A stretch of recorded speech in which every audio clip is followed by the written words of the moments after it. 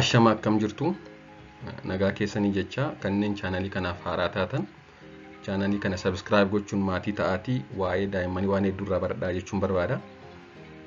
Barnoota namni qabadhee isiniif jiru waa'ee morma jallisaa yookaan manjalloo kan jedhamu kan mormi gam tokkotti jallatee akka namni morma isaa asiif achi naannessee ittiin fayyadamne dhukkubbii cimaadhaan gam tokkotti naannessee kan qabu kan manjalloo kan jedhamu irrattidha. Hanga dhumaatti hordofaa. Wanti kun akkasumas bakka lamatti qoodama. Innis manjalloo kan yeroo ijoollummaa fi kan erga guddatanii booddee kan dhufudha. Mee akka armaan gadiitti haa ilaallu. Irriba gaariin taane keessaa tokko ganama yeroo ka'an mormi jabaatee gama tokkotti jechuun gara birootti yeroo jechuuf jettan dhukkubbii cimaa qabaachuu isaati. Kun mallattoo irriba gaariin taane keessaa tokkodha jechuudha akka hedduun keenya beeknutti. Gam tokkotti mormi jabaatee yeroo gara naannessuuf jennu yookaan yeroo morma keenya gara biraatti naannessuuf jennu socho'uu diduudhaan dhukkubbii guddaa godhachuudhaan gara biraatti socho'uu yeroo didu kun egaa mallattoo irriba hin taane rafuudha jechuudha. Irriba gaarii hin taane ciisuu yookaan haala gaarii hin taane ciisuu keessa tokkodha. Mucaa ofii morma asiif achi sosochoosuu dadhabee rakkatu arguun immoo maatiif dhukkubbii guddaadha. Daa'imman biratti yeroo mul'atu yookaan ijoollee biratti yeroo mul'atu yeroo daa'imni isaanii morma asiif achi naannessuu dadhabee ofiisaa wajjin naanna'u morma isaa wajjin yookaan gara tokkotti galagalee waa ilaaluuf yeroo ofiisaa duukaa naanna'u arguun immoo maatiif mata dhukkubbii guddaa yookaan gadda guddaadha jechuudha. Wanti kun torticollis jedhamu kan beekamuu fi jechi torticollis jedhamu kun immoo jecha laatinii twistirne kan jedhamu mormi gam tokkotti naanna'ee turuu kan jedhamu irraa kan dhufedha. Daa'imman reefu dhalatan biratti wanti kun kan uumama sababa haala sirrii hin taaneen gadameessa keessa taa'uu fi haala yeroo da'umsaa kan mudatudha hedduunsaa. Wanti kun kan inni uumamu daa'imman biratti akka nama guddaa miti jechuudha. Haala taa'umsa yeroo gadameessa keessa jiraniif akkasumas immoo haala yeroo da'umsaa jirutti murteessa jechuudha. Wanti kun gosa lamatti jira. Akkuma armaan olitti jenne ni jalqabaa kan yeroo ijoollummaa mul'atudha yookaan congenital torticollis kan jedhamu. Keessumaa umurii waggaa 5 dura. Maaltu yeroo ijoollummaa wanta kana fida jennee yoo ilaalle wanti kun akka dhalataniinis ta'e erga dhalatanii booda hanga ji'a 3tti kan mul'achuu danda'udha. Akkasumas immoo kan saala hin qoonnedha jechuudha. Dhiiras dubaras kan hin jenne keessumaa dhalatanii ji'a 3 jalqabaa kan mul'atudha jechuudha. Daa'imman akkasii gaa morma isaanii gam tokkotti jallisanii turu. Gama biraatti naannessuuf yeroo jedhan morma isaanii isaan qabee ture jechuudha. Kanneen yeroo da'umsaa gargaarsa meeshaan harkifamuun dhalatan biratti xiqqoo caalmaan mul'ata. Yeroo da'umsaa forceps yookaan vacuum delivery kan jedhamu meeshaa wayiidhaan deeggaramee yoo mataan daa'imaa gottotamee dhalateera ta'e yeroo hedduu isaan biratti baay'ata jechuudha wanti kun. Sababni isaas yeroo meeshaa kanaan harkifaman foon jabaataa morma gama lamaan irratti argamu kun yookaan kan sternocleidomastoid jedhamu kun gama tokkoon micciiramuun jabaatee bakkaa fi haala sirrii hin taanetti taa'uudhaan bakka sirriitti deebi'uu dadhabu. Akkuma sila jennee kan yeroo ijoollummaa dhufu congenital torticollis kan jedhamu kun tokko yeroo garaadhaa keessa jiru yookaan gadameessaadhaa keessa jiru haala taa'umsa hin taaneen taa'uurraa kan ka'uudhaan lammaffaan immoo yeroo daa'imni dhalatu meeshaa wayiidhaan gottotame meeshaa keessumaa vacuum forceps kan jedhamu kan mataa daa'imaa qabanii ittiin haadha gargaaranii daa'imni akka dhalatu taasisan yeroo kana akkasitti gottotaman mataan daa'imaa akkasitti gottotamu foon mormaa kan gam tokko kan sternocleidomastoid jedhamu. Foon gamaa gamana jira morma keenyarra foon jajjabaataa foon kan gam tokko yeroo micciirame gara normaalitti deebi'uu didudha jechuudha kan wanti kun uumamu. Haa ta'u malee kana lamaan qofa miti kan kana fidu kan sababni isaas hin beekamne jira jechuudha. Kana malees daa'imman akkasii tokko tokko haalli mudhiin isaanii illee sirrii kan hin taane kan haala taa'umsaa gadameessa keessa waliin wal qabatu yookaan developmental dysplasia of the hip kan jedhamu jira. Daa'imman mormi isaanii gam tokkotti jallatee yookaan micciiramee dhalatanii miilli isaanii illee kan sirriitti keessumaa naannoon mudhii isaanii buusaan mudhii isaanii kan asiif achiin sochoonee fi kan isaan rakkisu ta'uu danda'a jechuudha. Kun egaa maal wajjin wal qabataa haala taa'umsa gadameessaadhaa keessa yeroo jiranii kan gaarii hin taane akka ta'e agarsiisa jechuudha. Daa'imman akkasii yeroo harma hodhuuf jedhan yeroo asiif achi naanna'anii waa ilaaluuf jedhan akkasumas immoo yeroo gama tokko gama biraatti morma naannessuuf jedhan sababa dhukkubbii cimaa qabuuf akkasumas immoo sababa mormi isaanii foon morma isaanii gam tokko baay'ee jabaateef gama biraatti naannessuu hin danda'anii ofirra naanna'u jechuudha. Morma isaanii qofa naannessuurra ofii isaanii duukaa naanna'u fuula isaanii gara tokko geessuuf. Maaliifi foon isaanii kan mormaa gam tokko hin ajajamuuf waan ta'eef. Akkasumas mataa gama tokko qofaan waan ciisaniif gama sanaan mataan isaanii diriiraa ta'a yookaan filaatti ta'a jechuudha. Kun positional plagiocephaly jedhama.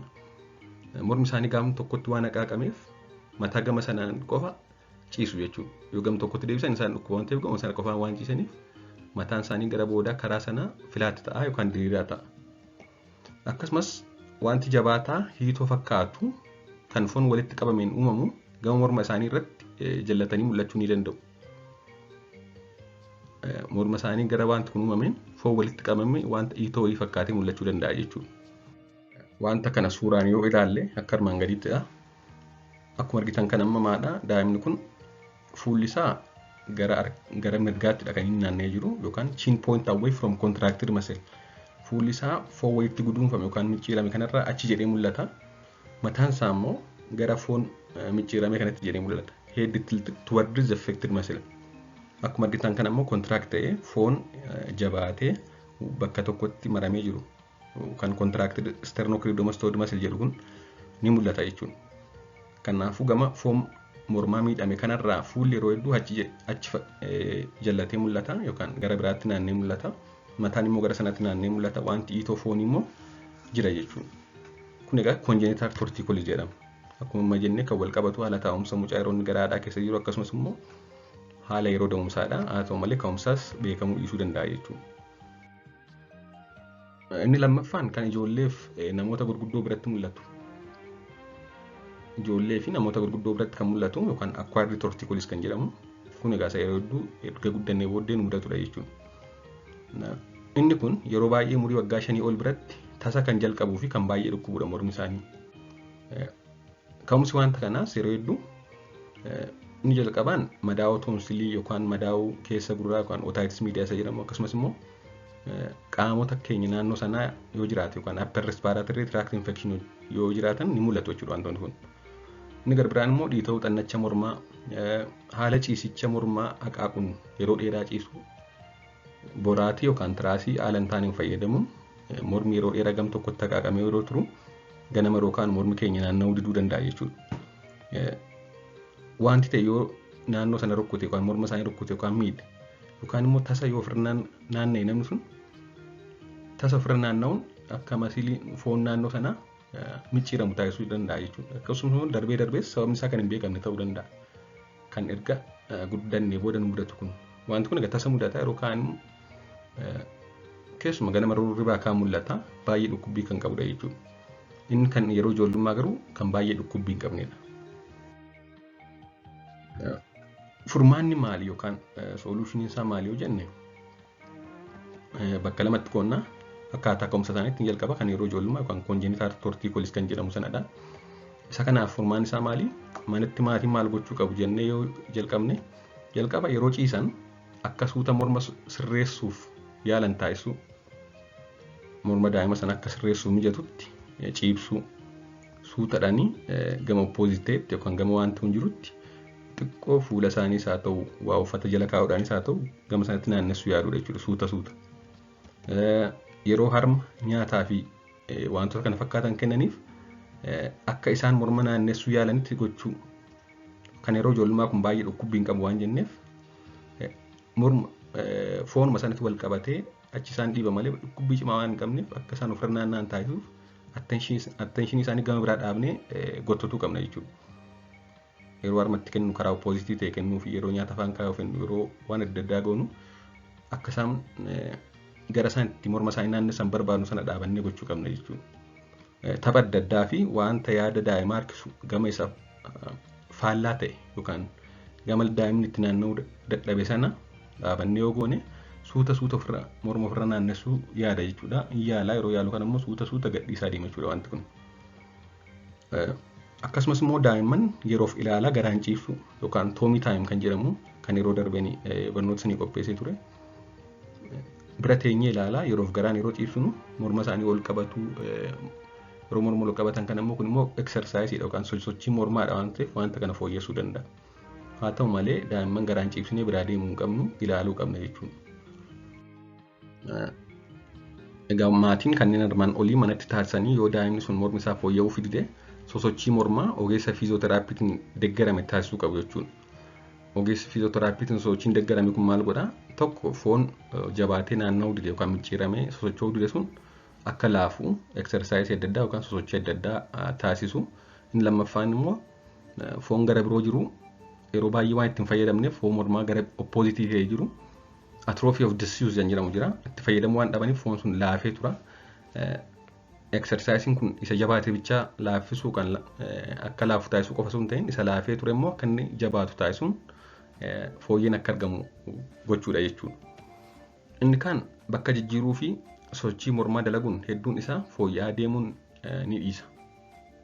Akka armaan olitti jennetti bakka ciisichaa jijjiiruu ofuma keenya manatti aktiivitii adda addaa taasisuu lammaffaa immoo sochii mormaa armaan olii kan fiizooteraapiin deeggarame yoo taasisanii persentaan 90 ol ni dhiisa jechuudha. Sochii mormaan kun yoom yoo jalqabame gaariidha yoo jenne hanga ji'a 3tti maatiin manumatti ilaalanii ofii isaanii akka armaan olii ani jedhetti sirreessuu yaaluu qabu. Yoo hanga ji'a 3tti hin fooyya'in ta'e ogeessa fiizooteraappii haasofsiisanii naannoo ji'a 3 sosochiin ogeessa fiizooteraapiitiin deeggarame eegalame akka mormi isaanii laafu taasisuun baay'ee barbaachisaadha. Yoo naannoo ji'a 6 booda ta'e wanti kun salphaatti sirraa dhiisuu danda'a waan ta'eef umurii ji'a 3 hanga ji'a 6 gidduutti osoo jalqabanii ni fooyya'a jechuudha. Darbee darbees ji'a 6 hanga waggaa tokkoo turuu ni danda'a osoo hin badiin. Umuriin daa'imaa hanga ji'a 6 hanga waggaa tokkoo hanga turuu danda'a jechuudha waliin.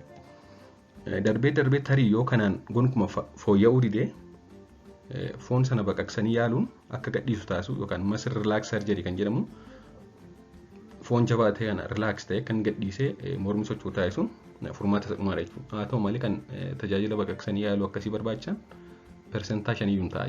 Persentaan 95 sosochii mormaa yookaan morma isaanii akkasii fachi naannessan taasisuun ogeessa fiizooteraapiidhaan deeggaramanii sosochii foon mormaa taasisuun ni dhiisa jechuudha.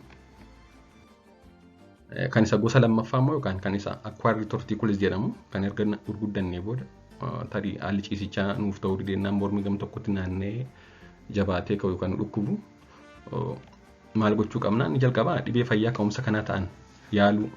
Akkuma sila jedhee wanti kun maal wajjin wal qabata? Infekshinii toonsilii, infekshinii gurraa, dhiita'uu xannachaa kan naannoo mormaa jiraniif kan kana fakkaatu wajjin wal qabata jedheera. Yoo kana ta'e kana tiriit gochuun barbaachisaadha. Inni lammaffaa immoo wantoota xiqqoo ho'aa qaban ho'isuu, warmi compression yookaan wantoota xinnoo ho'a qabanii fooxaas haa ta'u bishaan xiqqoo ho'ina qabuun jiisnee naannoo sanarra warmi compress gochuu qabna. Kanaan fooyyeen ni argama jechuudha suuta. Akkasumas immoo sosochii fi sukkuumii foonii naannoo sanaa taasisu maasaajii yookaan foon naannoo sanaa suuta sukkuumuun xiqqoo waan ho'aa ta'een sa'a 48 keessatti hedduun isaanii dhiisa jechuudha. Haa ta'u malee darbee hanga torbee tokko turuu ni danda'a. Inni erga guddannee booda inni acquired torticollis jedhamu kuni yeroo dhufu baay'ee dhukkubaa morma sochoosuun ni cima. Haa ta'u malee turtii torbee tokko keessatti ofuma isaa deebi'ee dhiisa jechuudha. Haa ta'u malee inni ijoollummaa inni congenital torticollis jedhamu dhukkubbii cimaa hin qabu. Daa'ima sanarra turuu ni danda'a hanga ji'a 6 hanga waggaa tokkotti jechuudha. Ammaaf kan qabadhee jiru kanumadha. Waan dhaggeeffattaniif hedduu galatoomaa.